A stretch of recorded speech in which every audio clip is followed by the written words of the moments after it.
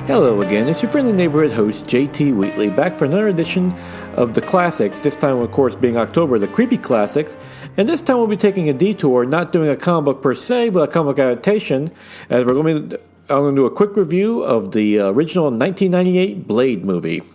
Starring Wesley Snipes and directed by Stephen Norton, this was a fantastic introduction to the Blade character, who over the years has been adapted from, of course, making his first appearance back in Tomb of Dracula, the classic 1970s series, and slowly evolved and so forth. He actually had a nice run on The Amazing Spider-Man and the Saturday morning TV show of the 1990s before solidifying in 1998 with Blade, which, of interesting note, this is the first successful Marvel adaptation up to this point. Like, they've had many debacles. Of course, there's the infamous Roger Corman's Fantastic Four that never saw the light of day, and the Punisher movie that went straight to video by starring Dolph Lundgren. But this was a great hardcore, hard R film, and of course starring an obscure character with a black actor in the lead, and Wesley Snipes is perfect as the role of Blade. He brings his martial art prowess and his attitude perfectly to the role of this scene with slaughtering vampires. This is brilliant. He gets some nice pairing off with the villain of Stephen Dorff, which is weird because Stephen Dorff, not really a tall actor compared to Wesley Snipes, but he really brings some gravitas to Deacon Frost, a very cool twist in the character.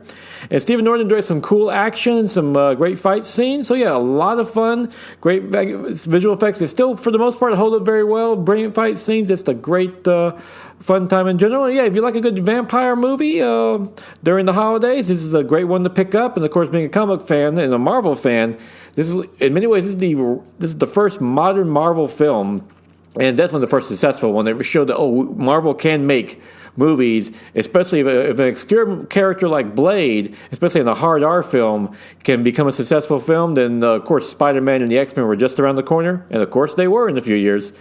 So if you're looking for a good vampire movie to check out this season, especially a comic fan, you can't do worse than the original Blade from 1998, because that, quite frankly, is a true classic now.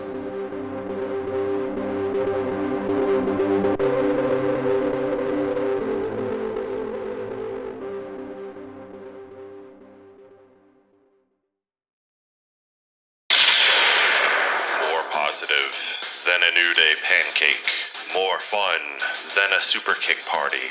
It's the wrestling podcast from the host, who is the hammer swinging, burrito eating, well, you know the rest, of Thunder Talk, Sexy Thor. It's the Ring of Thunder, found in the Thunderverse and among the great podcasts of the ESO network.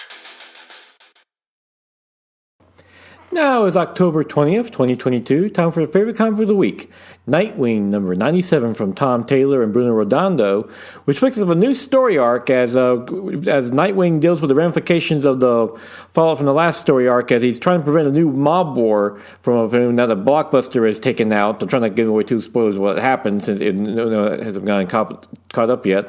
As he and Batgirl decides to help escort a mob boss to Gotham City where he'll be safe to testify against his fellow mobsters. Of course, things don't go as planned, and they have to go to a safe house, which does result in some fun shenanigans as well. Batgirl just wants to take a break, and there's a great interaction between Nightwing, Batgirl, and the mob boss about what goes down there. Taylor does this a great job, like I said, showing that even though a major event happened with the last story arc, there's some pieces to pick up and things still have to keep going. And of course, the Nightwing-Batgirl relationship is aspirational. You just love these two together, and you want the best for them. Even though Batgirl is feeling a little stressed at this point, as she jokes that I'm making jokes about serial killers now. I need a vacation. Just a great read. And of course, Redondo's art is just fantastic. Great renditions of all the characters involved. And it's easily Tom Taylor and Redondo's run on Nightwing might be one of the best runs in Nightwing in a long time. It's up there with Chuck Dixon's original run. So yeah, if you're looking for just a great all-around read, you can't go any worse than Nightwing, especially with issue number 97. And with that, that will conclude this episode of the Creepy Classics. Join me again next week for probably one more Creepy Classic for the October season.